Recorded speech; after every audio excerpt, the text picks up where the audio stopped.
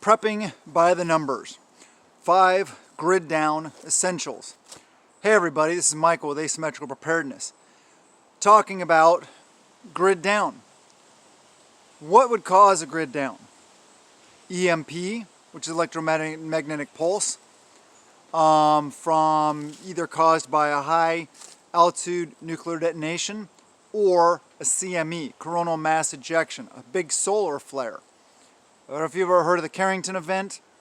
If that happened nowadays, whoo, we'd be in a hurt locker. There's a lot of damage that would be caused by something like that. And it would basically put us, it wouldn't fry all electronics, but it would put us close to like the 1800s in technology.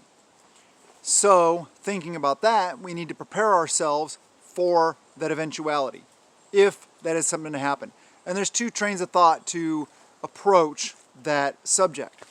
2 main trains of thought is to have alternate sources of power so that you can maintain pretty much normal living. Or just prepare yourself to live without power, which is what I like. I like to just prepare myself just to live without power, not have to worry about power generation. Although we do have power generation options. So it's all about sustainable living after the grid is down. It could be a cyber attack on the grid. It could be, we heard about the Hoover Dam thing. There could be, there are lots of different ways that our power grid could go down. It could be storms. It could be lots of different things. Our grid is fragile. Self-reliance is key. It's part of preparedness, part of prepping. So what kinds of things can you have, or should you have, in case the grid goes down? I'm going to kind of touch a little bit on both ways about the power generation and living without power. The 5 things that I came up with are just definitely not all-encompassing. Just 5 things to think about. But before we get into the video, please subscribe, hit the thumbs up, share the videos, comment below.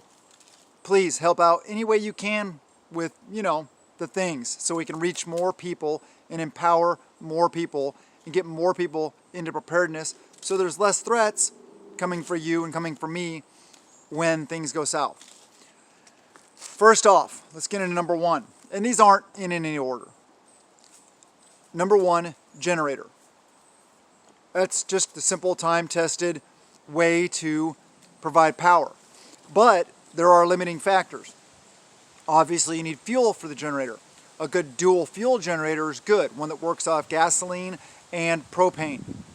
That's a good generator to have because you could plug it into your, I could hook it up to my big propane tank, smaller portable propane tanks, etc., and or gasoline. There are other options out there also, but a generator is definitely good to have. I have several generators. Some of them are larger and less portable. Some of them are smaller and more portable. Having options is key when it comes to things like this. The next thing is a power station. They're portable. I don't have a power station, but they recharge themselves via solar. Or you can plug them into the wall, and it's basically a battery bank. It's a battery that produces and provides power for what you need. These are usually smaller in wattage, amperage, stuff like that. The amount of power they produce isn't the same as like a big generator. But if you're charging small portable devices, or you want to keep, say, maybe a refrigerator running, or a couple little items like that, a fan, some things simple like that, then it might work for you. So, and there's different ones out there. Like I said, I don't really know anything about power stations. Don't have one, never had one, but they are an option and they're out there. So, in a lot of these things, you got to weigh the costs and what fits your situation. Because the next one I'm going to go into is a lot more expensive, and more permanent. That's another thing you need to think about. Do you need portable or permanent? Really, mix of both would be good, because you want portable for bugging out and or just using, taking camping, taking on a hunting trip, whatever it may be. But solar and wind is number 3.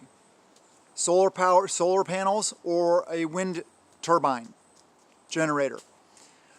They're more expensive, but they can provide, you can get whole house systems that will power everything you need. Obviously, the more power you want, the more money you're going to spend. So there's that, and they're not portable. There's also on-grid and off-grid systems.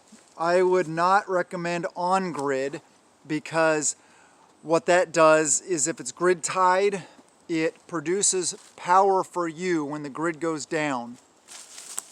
But be careful with that. Don't cut the lead. But it doesn't, well, let me see. How do I put this? Actually, I don't want to say anything exactly how the grid tied ones work, because I don't know that much about them. Honestly, I don't want to throw out BS out there. So grid tied, I'm not so sure about.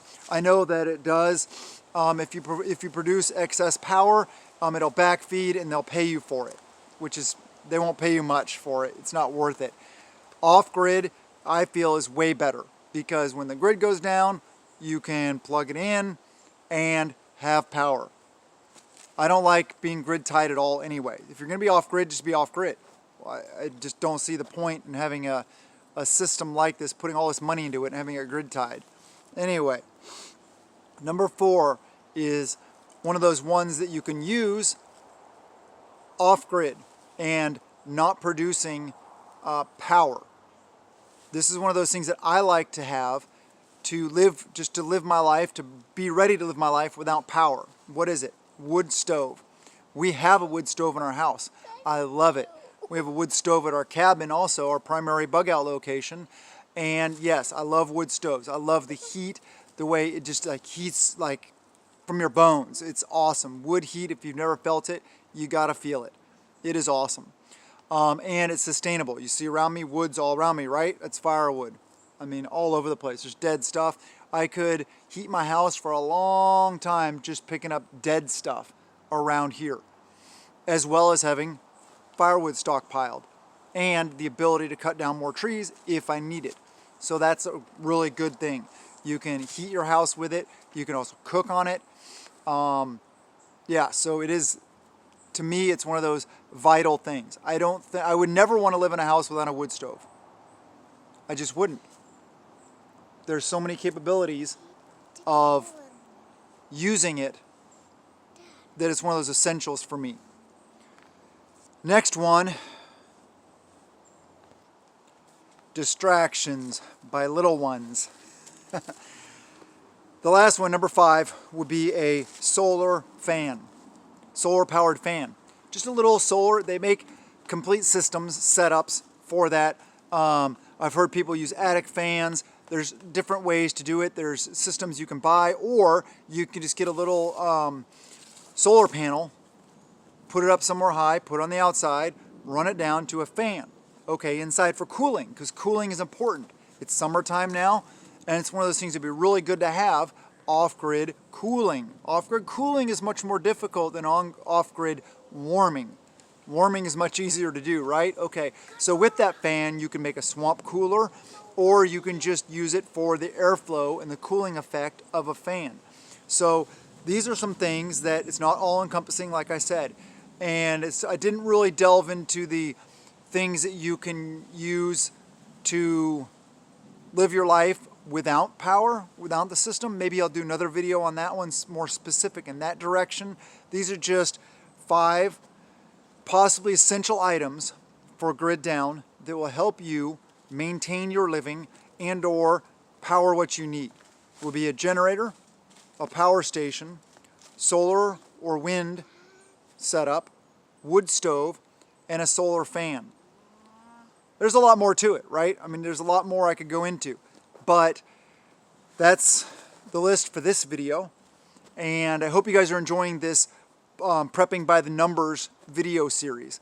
I think it's fun. I think it's interesting, and it's just there's a lot of topics I can cover. There's a lot of things that I can just do 5 of. Fairly simple, not super in depth, but I'll try to also have videos that go more in depth on these topics also. And I've done a lot of videos on these topics that go a lot more in depth. But a lot of people are interested in just a couple things that they can think about. They don't want to get overwhelmed by 10, 20 items. They don't want to worry about too much. They want it simple, and this is a good place to start and some good information. I just want to empower you guys to be prepared, to be ready to take care of your families. Things are going south. We're in a recession, right? Yeah, that's headed for depression. Great Depression 2.0. Anyway, I love you guys. Have a wonderful day, and blessings to you and yours.